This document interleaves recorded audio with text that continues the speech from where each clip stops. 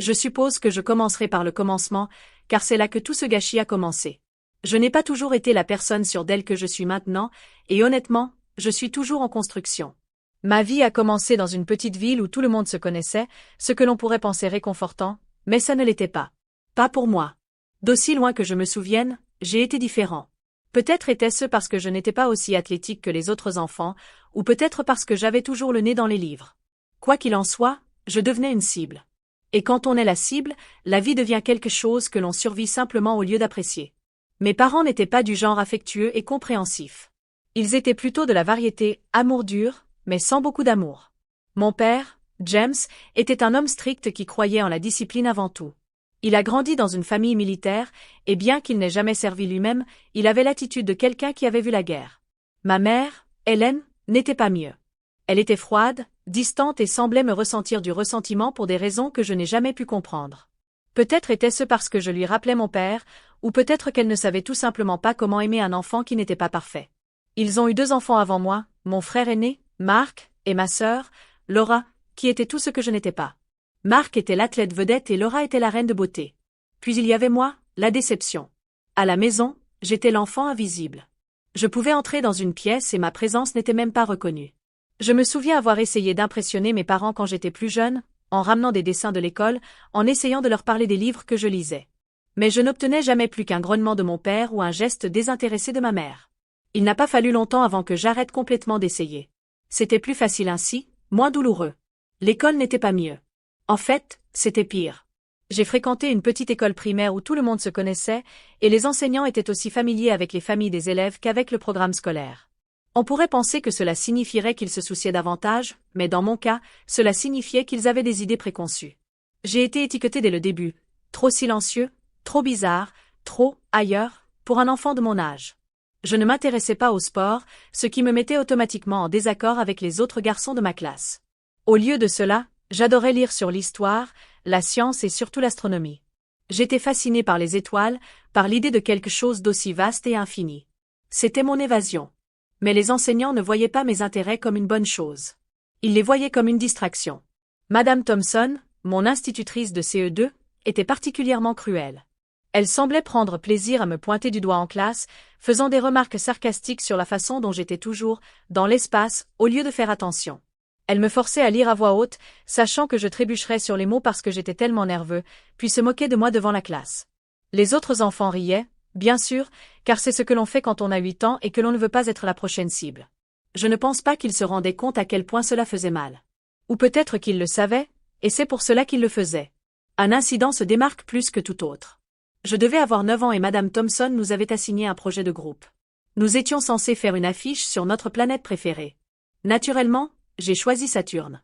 J'ai passé des jours à travailler sur cette affiche, dessinant les anneaux avec des crayons de couleur, écrivant tous les faits que je connaissais par cœur. J'en étais fière. Mais lorsque le jour de la présentation est arrivé, Madame Thompson s'est moquée de mon travail. Elle a souligné que j'avais utilisé la mauvaise nuance de jaune pour les anneaux de la planète, que mon écriture était bâclée et que mes faits étaient évidents, que n'importe qui pouvait les trouver dans un livre. Je suis restée là, mortifiée, pendant qu'elle déchirait mon travail devant toute la classe. Puis elle m'a fait asseoir sans même me laisser finir. Ce fut le jour où j'ai cessé de me soucier de l'école. J'ai pensé que si mon meilleur effort n'était pas assez bon, alors pourquoi se donner la peine? Mais ce n'était pas seulement les enseignants qui faisaient de ma vie un enfer. Les autres enfants étaient implacables, surtout les garçons. Ils me poussaient, m'insultaient et me faisaient trébucher dans les couloirs. J'étais petit pour mon âge, ce qui faisait de moi une cible facile. Je me souviens d'une fois en CM2 où un groupe de garçons m'a coincé dans les toilettes. Ils m'ont poussé contre le mur, riant pendant qu'ils me traitaient de phénomène et de perdant. L'un d'eux, un garçon nommé Brad, m'a arraché mes livres des mains et les a piétinés, broyant les pages contre le sol sale. Je suis restée là, les larmes aux yeux, mais je n'ai pas pleuré. Je ne leur donnerai pas cette satisfaction. Finalement, ils se sont ennuyés et sont partis, mais non sans me cracher dessus en sortant. J'ai ramassé mes livres abîmés et j'ai passé le reste de la journée cachée à la bibliothèque, trop honteux pour aller en classe. C'est à cette époque que j'ai commencé à m'isoler. J'ai arrêté d'essayer de me faire des amis, j'ai arrêté d'essayer d'impressionner mes parents ou mes enseignants. J'ai pensé que si je gardais la tête basse et que je me tenais à l'écart du chemin de tout le monde, peut-être qu'ils m'oublieraient. Mais, bien sûr, cela ne s'est pas produit. Au lieu de cela, je suis devenue une cible encore plus grande. Mes notes ont commencé à baisser, ce qui n'a fait que rendre les enseignants plus critiques. Mes parents l'ont remarqué, mais au lieu de demander ce qui n'allait pas, ils m'ont puni pour ne pas avoir fait d'efforts. Mon père me faisait la morale pendant des heures sur la façon dont je gaspillais mon potentiel, comment j'étais une honte pour la famille. Ma mère me regardait simplement avec de la déception dans les yeux et ne disait rien. C'était comme si j'étais invisible dans ma propre maison, sauf quand je ne l'étais pas, et alors je souhaitais l'être. Mais il y avait un point lumineux dans toute cette obscurité, samedi. Sam était le seul enfant qui ne me traitait pas comme si j'étais un phénomène. Lui non plus n'était pas populaire, mais il avait une certaine confiance en lui qui faisait que les gens le laissaient tranquille. Nous nous sommes rencontrés en CM1 pendant le déjeuner un jour. J'étais assis seul, comme d'habitude, en train de lire un livre sur l'espace quand Sam s'est laissé tomber en face de moi. Il avait une bande dessinée à la main et m'a souri comme si nous étions amis depuis toujours. « Que lis-tu » a-t-il demandé, en mordant dans son sandwich. « Un livre sur les planètes » ai-je murmuré, sans lever les yeux. « Génial » a-t-il dit, sans une once de sarcasme. « J'aime Mars. Tu sais, on dit qu'il y a de l'eau là-bas, peut-être même de la vie. » Cela a capté mon attention. J'ai levé les yeux, surpris que quelqu'un de mon âge sache quelque chose comme ça. Oui, ai-je dit avec un peu plus de confiance, il pourrait y en avoir. On appelle ça la zone boucle d'or. Ni trop chaud, ni trop froid. Les yeux de Sam se sont illuminés. Exactement. Tu en sais beaucoup sur ces choses, hein? Et c'est ainsi que nous sommes devenus amis. C'était la première fois que je sentais que quelqu'un me voyait vraiment, non pas comme une cible ou une déception, mais comme une personne. Sam et moi passions des heures à parler de tout, de l'espace aux super-héros et aux jeux vidéo les plus récents. Il ne s'est jamais moqué de moi pour être différent. En fait, il semblait penser que c'était génial. Il me défendait quand les autres enfants essayaient de m'intimider, non pas avec violence, mais avec des mots. Sam avait une façon de faire reculer les gens avec un simple regard ou un commentaire bien placé. Il n'était ni grand ni intimidant, mais il avait une présence qui imposait le respect. Notre amitié était ma bouée de sauvetage. Elle me donnait quelque chose à attendre avec impatience chaque jour, une raison de me lever du lit et d'aller à l'école. Nous faisions tout ensemble, déjeuner, travailler sur des projets, traîner après l'école. Ça m'a même convaincu ses parents de m'inviter à dormir chez lui, chose que je n'avais jamais vécue auparavant. Sa maison était tout le contraire de la mienne, chaleureuse, accueillante, remplie de rire. Ses parents me traitaient comme si je faisais partie de la famille, me demandant comment s'était passée ma journée, cuisinant mes plats préférés. C'était étrange au début, d'être entouré de gens qui se souciaient vraiment de moi, mais j'ai rapidement appris à l'aimer. C'était mon échappatoire à la froideur de ma propre maison. Mais, bien sûr, la vie n'est pas un conte de fées, et le bonheur ne dure jamais éternellement. L'été avant d'entrer au collège, tout a changé. Sam et moi avions prévu de traîner ensemble un samedi, comme nous le faisions toujours, mais il n'est jamais venu. J'ai appelé chez lui, mais personne n'a répondu. J'ai pensé que peut-être sa famille était sortie pour la journée, alors j'ai attendu. Mais les jours ont passé, et je n'avais toujours pas de nouvelles de lui. Finalement, je suis allé chez lui à vélo, pour le trouver vide. Une pancarte, à vendre, était plantée dans le jardin de devant. Je me souviens être resté là, à regarder la pancarte, sentant comme si le sol s'était dérobé sous mes pieds. Je n'avais aucune idée d'où Sam était allé ni pourquoi il ne m'avait pas dit qu'il partait. Je me suis senti abandonné, trahi. La seule personne qui avait rendu ma vie supportable était partie, et j'étais de nouveau complètement seul. Le collège a été un enfer sans samedi. J'étais plus isolé que jamais.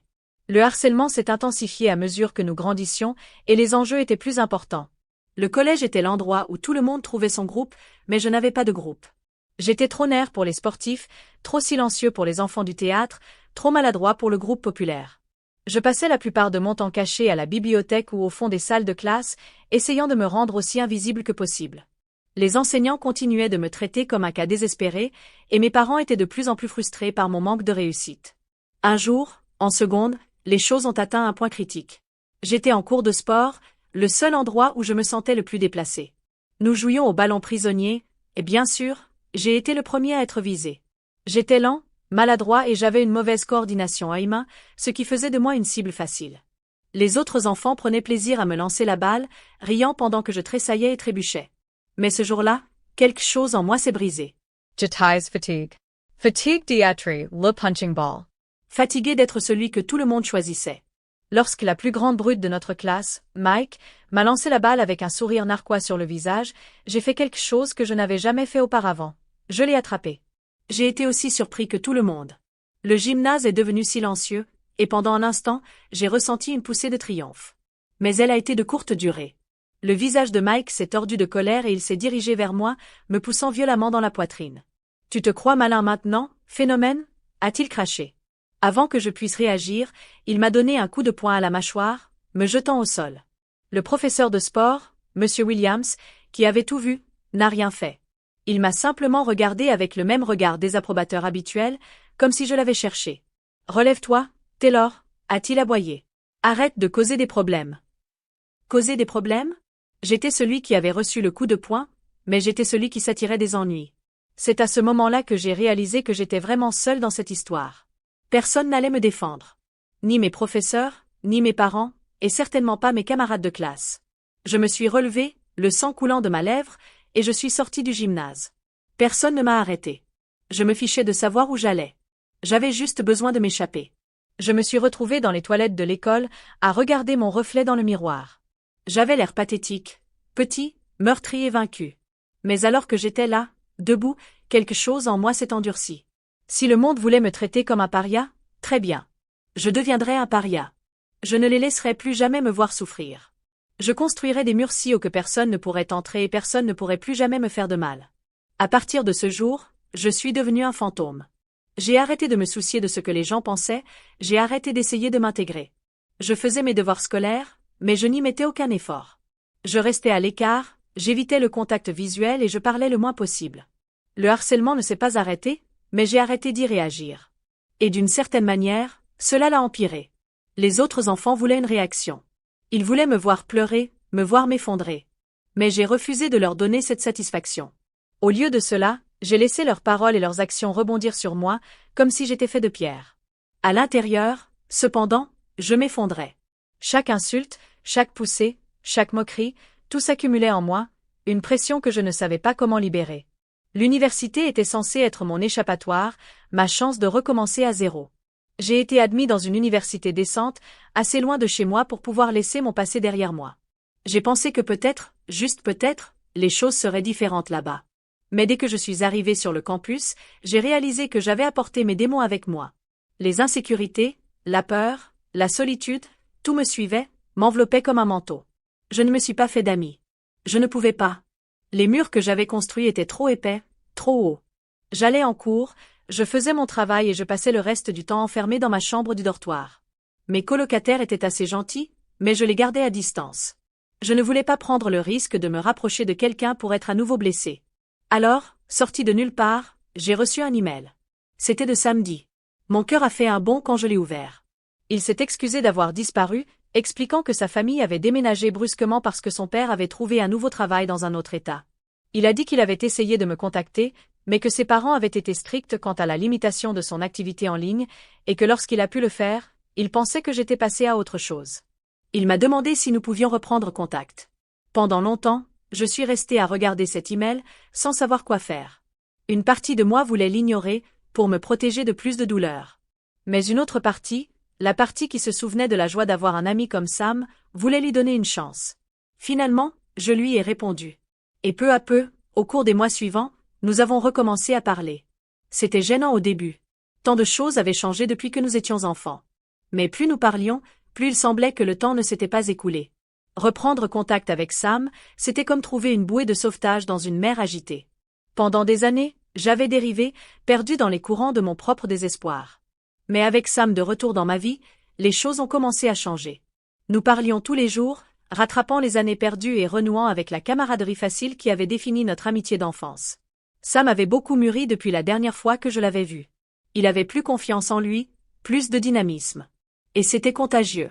Il avait cette façon de faire paraître tout possible, même pour quelqu'un comme moi, qui avait passé tant de temps à sentir que rien ne le serait jamais. Il n'a pas fallu longtemps avant que Sam commence à parler de gagner de l'argent. Il étudiait la gestion d'entreprise à l'université et avait de grands rêves, des rêves qui allaient bien au-delà de l'obtention d'un diplôme et de la recherche d'un emploi de 9h à 17h. Il voulait plus, et il le voulait rapidement. Au début, je n'y ai pas trop pensé. Après tout, qui ne voulait pas être riche? Mais Sam était différent. Il ne rêvait pas seulement, il planifiait. Et très vite, il m'a entraîné dans ses plans. Ça a commencé de façon assez innocente. Sam a remarqué que beaucoup d'étudiants avaient des difficultés avec leurs devoirs, en particulier dans les matières plus difficiles comme le calcul, la chimie et l'économie avancée. L'université était compétitive et la pression pour maintenir des notes élevées était intense. Il y avait des étudiants qui étaient prêts à faire presque n'importe quoi pour s'en sortir, et Sam a vu une opportunité. Pourquoi ne pas les aider? a-t-il suggéré un jour, alors que nous étions assis dans ma chambre du dortoir, mangeant des plats à emporter et jouant à des jeux vidéo. Nous sommes bons dans ces domaines, et ils ont besoin d'aide. Nous pourrions facturer un petit tarif, rien de trop fou, juste assez pour que ça vaille le coup. Au début, j'ai hésité. L'idée de faire les devoirs des autres me paraissait mal. Mais Sam avait une façon de faire comme si nous rendions un service public. Réfléchis, Greg, a-t-il dit, se penchant en avant avec cette lueur dans les yeux qui signifiait toujours qu'il était sérieux. Ils vont obtenir de l'aide de quelque part, n'est-ce pas? Autant que ce soit de nous. Nous pouvons gagner un peu d'argent et les aider en même temps. Tout le monde est gagnant. À contre-cœur, j'ai accepté d'essayer. Nous avons commencé petit à petit, en proposant de faire des devoirs pour les étudiants de notre bâtiment de dortoir. Sam s'occupait du côté commercial, fixer les prix, percevoir les paiements et trouver des clients, tandis que je me concentrais sur le travail. Au début, nous facturions $50 par devoir, ce qui semblait raisonnable. Mais le bouche à oreille s'est rapidement répandu, et bientôt nous avons été inondés de demandes. Sam a augmenté le prix à $100, puis à $150, et pourtant la demande continuait de croître. C'était de l'argent facile, et je dois admettre que j'y ai pris goût. Plus nous acceptions de travail, plus je devenais efficace pour produire des travaux de haute qualité en un temps record. Sam était un vendeur né et il savait comment présenter nos services d'une manière qui donnait aux étudiants l'impression de faire une bonne affaire. Il a même commencé à proposer une réduction sur volume pour les étudiants qui voulaient que nous nous chargions de plusieurs devoirs à la fois. En peu de temps, nous gagnions des milliers de dollars par mois. Mais cela ne suffisait pas à Samedi. Il en voulait toujours plus, et il réfléchissait toujours à des moyens d'étendre l'entreprise. Un jour, il est venu me voir avec une nouvelle idée, une idée qui porterait notre opération au niveau supérieur. Examen, a-t-il dit simplement, comme si ce seul mot contenait toutes les réponses. Examen, ai-je répété, sans comprendre. Réfléchis, Greg, a-t-il dit, les yeux illuminés par la même excitation dont je me souvenais de nos jours d'enfance. Les devoirs, c'est bien, mais les examens, c'est là que se trouve le vrai argent. Les étudiants sont désespérés de réussir, et ils paieront beaucoup plus cher pour les réponses d'un examen que pour un devoir. Nous pourrions faire fortune. J'étais abasourdi. Vendre des devoirs était une chose, mais vendre des réponses d'examen, c'était sérieux. Si nous nous faisions prendre, cela pourrait signifier l'expulsion, ou pire encore. Mais Sam n'était pas perturbé. Il y avait bien réfléchi. Nous serons intelligents, m'a-t-il assuré. Nous ne le vendrons pas à n'importe qui, seulement à des gens de confiance, des gens qui ne nous dénonceront pas. Et nous facturerons le prix fort, 1500 dollars par examen. C'est beaucoup d'argent, Taylor. Nous pourrions gagner suffisamment pour en vivre toute notre vie. Je savais que c'était risqué, mais la tentation était trop grande. À ce stade, nous vivions tous les deux de l'argent que nous gagnions avec l'entreprise de devoirs. Mes parents ont pensé que j'avais obtenu une bourse quand ils ont vu que je ne leur demandais plus d'argent, et je les ai laissés le croire. L'idée de gagner encore plus d'argent était enivrante. Alors, une fois de plus, j'ai accepté. Nous avons commencé petit à petit, en vendant les réponses des examens partiels et finaux des cours les plus difficiles. Sam avait des contacts avec certains des assistants d'enseignement qui étaient souvent chargés de la notation et même de la préparation des examens. Un peu d'argent liquide entre les bonnes mains, et nous avions accès au corrigé des examens bien avant les dates des examens. C'était une machine bien huilée, et nous sommes rapidement devenus les personnes à contacter pour quiconque voulait réussir ces examens sans effort. Nos prix étaient élevés, 1500 dollars pour un seul examen, et parfois même plus si l'examen était particulièrement difficile ou si l'étudiant était particulièrement désespéré. Mais les étudiants étaient prêts à payer, et ils payaient en espèces, sans poser de questions. Nous nous assurions de ne jamais vendre plus de quelques copies d'un même examen pour éviter les soupçons, et nous utilisions des téléphones jetables et des applications de messagerie cryptée pour communiquer avec nos clients. C'était excitant, comme jouer à un jeu à enjeux élevés où le prix était plus d'argent que je n'aurais jamais pu l'imaginer. Au moment où nous avons obtenu notre diplôme, nous avions gagné plus de 220 000 dollars. Sam et moi avons divisé l'argent en parts égales, et nous savions tous les deux que nous ne pouvions pas rester dans le pays. Nous devions partir, recommencer à zéro dans un endroit nouveau où personne ne nous connaissait et où nous pourrions utiliser nos compétences pour construire quelque chose d'encore plus grand.